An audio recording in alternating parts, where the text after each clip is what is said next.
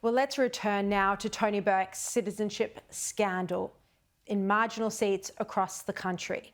Now, Shadow Home Affairs Minister James Paterson thinks this could possibly be in breach of the rules. And if that's the case, then this is a serious black mark against the Labor government, who promised to do things differently with more integrity when they came to office. I spoke to James Paterson, who stepped out of Senate estimates to do this interview in the past hour. Here he is.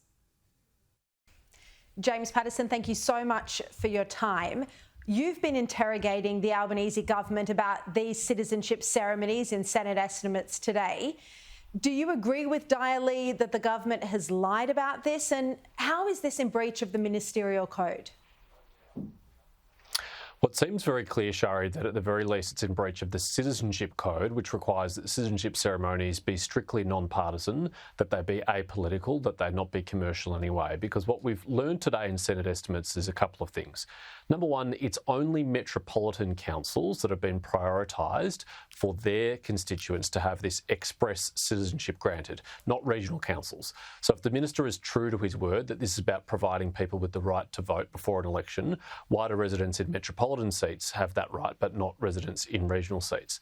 Secondly, we've learned that of the 25 ceremonies scheduled, 21 of them are scheduled in Labor-held seats where the local Labor member will be invited to officiate at the ceremony. Now, I think that's hardly a coincidence.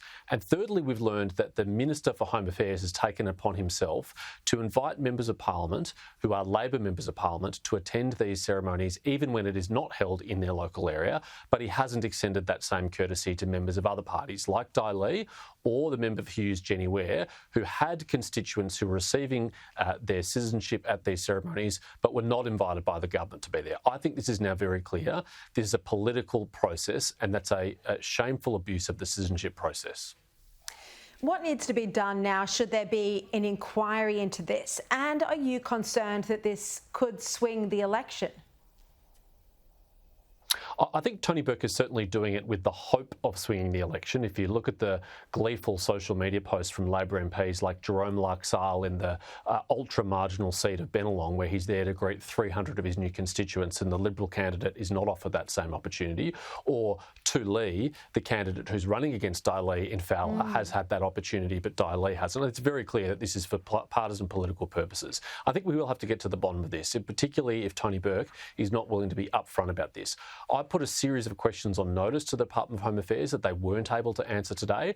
I'll be scrutinising those answers very closely, and I hope they come very promptly, because if the Prime Minister calls the election and the Parliament is prorogued, they won't have to answer those questions, but we must get to the bottom of this. We're probably never going to see those answers because we're looking at an election being called in a couple of weeks, and they're probably not going to get back to you within that time frame, so they'll just escape proper scrutiny, transparency and accountability here. James, I also want to ask you about this issue with taxpayer funding going towards organisations that platform hate preachers. Now, one example, Sheikh Ibrahim Dudoon, he was the hate preacher who famously said he was elated the day after the October 7 massacre. He's one of the imams at United Muslims Australia. The Australian reports today that it received more than $3 million in federal funding last year. Now, one of the outcomes from our anti-Semitism summit last week is that organisations that promote hatred should not receive government funding, and if they're registered charities, they should have their charity status revoked. Do you agree with this? I completely agree with this, Shari. It is totally inappropriate for taxpayers' money to be going to pay the salaries or wages of hate preachers, and it's not going to improve social cohesion in this country. But I have further bad news, which is that I've just returned from asking questions to the Department of Home Affairs about this, and they have said that all of the evidence I exposed in the last round of estimates of hate preachers and other extremists receiving taxpayer funds, despite that, they've not rescinded one grant, and despite that, they haven't changed the way they conduct due diligence for the next upcoming round of grants for social cohesion. So it's highly likely that we are again going to see taxpayers' money go to organisations and individuals who have glorified terrorism, who've engaged in anti-Semitism and who've undermined social cohesion. I mean, only the Labor Party would think you improve social cohesion by giving taxpayers' money to hate preachers. It's absolutely unacceptable, and we've covered the excellent work that you did in exposing that on this show repeatedly. I just want to ask you about the horrific scenes of Hamas parading the coffins of the Bibas family, and that was before it was revealed that Shiri Bibas wasn't there at all. Her remains have now been returned. James, this has been the most grotesque spectacle. It's upset everyone. Australia, unlike other countries around the world, hasn't illuminated our buildings in orange. Should we be doing that? And what's your view on the radicalisation problem in Gaza? Shari, as a small gesture of solidarity, I'm wearing my orange tie for your program tonight to discuss this because we should express solidarity with the Bibas family, all Israelis and the Jewish community globally who are deeply and understandably distressed by this horrific event. I mean, it's bad enough already that we knew that Hamas was in the business of kidnapping babies. Now we know that they're not only in the business of kidnapping them and holding them hostage, but brutally murdering babies, 9 months old, 4-year-olds, children. No one who embraces or supports or defends Hamas should be welcome in this country, and no one who embraces or supports or defends Hamas should be receiving taxpayers' money for government grants. Unfortunately, one of the organisations that I put to the government tonight does have someone who's praised Yahya Sinwar publicly as a director of that organisation. And it just shows the depths to which we have sunk as a country, that is not something that is bipartisan and agreed that people of that nature should never receive taxpayers' money, and that praise for listed terrorist organisations who engage in these despicable acts should be completely beyond the pale. But that's where we are under Anthony Albanese and the Labor Party, and we will fix it if we win the next election. And just that final question, do you think it's disappointing that Australia hasn't, like so many countries around the world, shown solidarity by illuminating one of our main buildings in the orange light?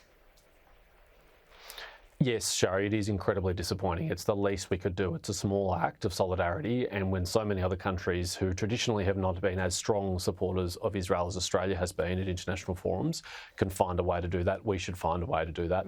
I think the Prime Minister is being hard-hearted here, and really he should rise to the occasion. We should all agree that kidnapping, torturing and killing babies is something that is so beyond the pale that we would condemn it in an unreserved way and show our solidarity with those victims. Yeah, of course.